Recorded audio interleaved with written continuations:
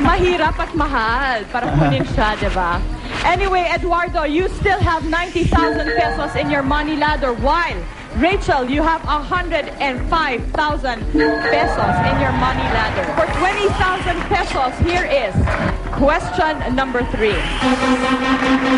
Kung nasa restaurant ka na may naisip kang magandang tula, pero wala namang disenteng papel or cellphone, saan mo isusulat? Letter A, tissue. Letter B, resibo. Letter C, panyo.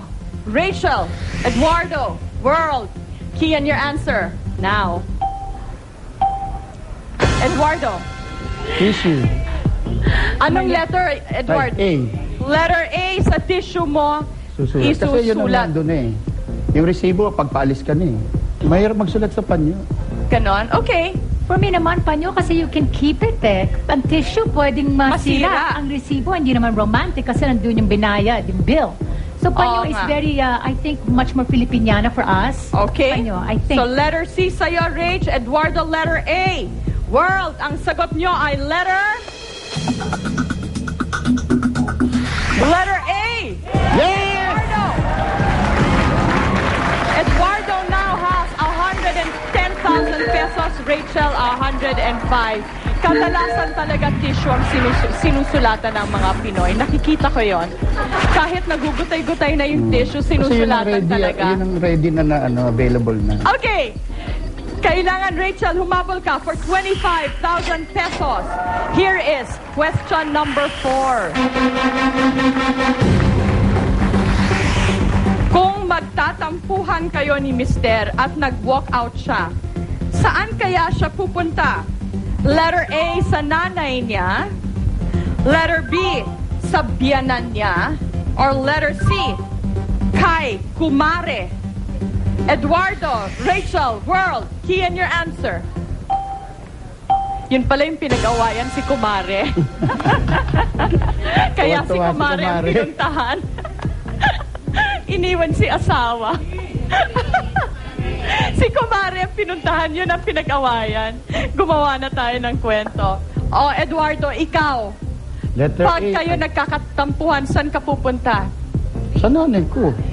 Magsusumbong ka sa nanay mo? Hindi naman. Kumbaga, doon lang ang pinaka-sanctuary mo eh. Ganon. Yun ang gawain talaga ng lalaki.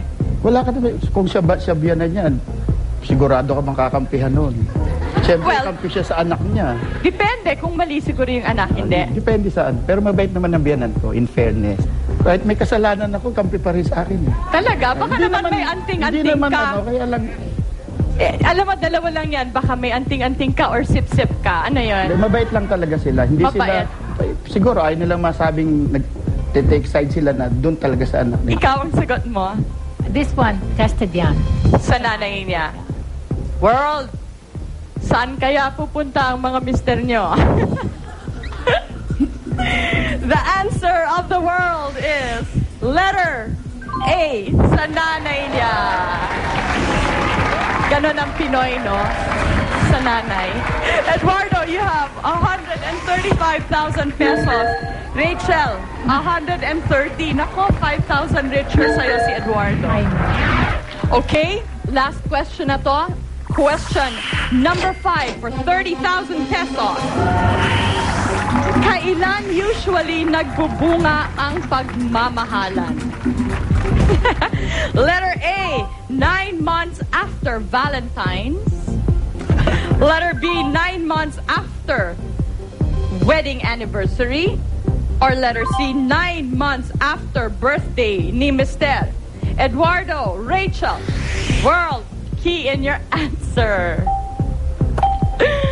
Okay, try natin, Eduardo. Ano sa tingin mo? Letter B, 9 months after Valentine. Hala ka. After wedding pala. After wedding. Okay. 9 months after wedding. Rachel, ang sagot mo ay? 9 months after Valentine's.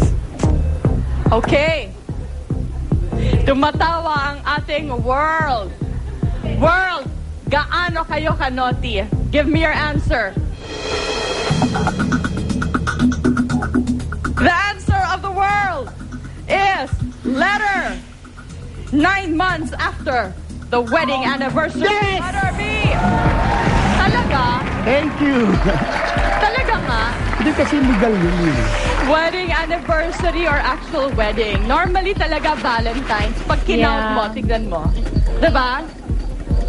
I don't buy that, Gretch. Ako din, pero yan ang kasagutan ng world. The most popular answer. They said, letter B, Eduardo, you have 165,000 pesos in your money ladder. Rachel, you go back to the world. Thank you for joining us. Thank you. Fun yun, ha? Eduardo, nabobola ko ni Eduardo. Sa ating pagbabalik, you have a chance to win a lot more.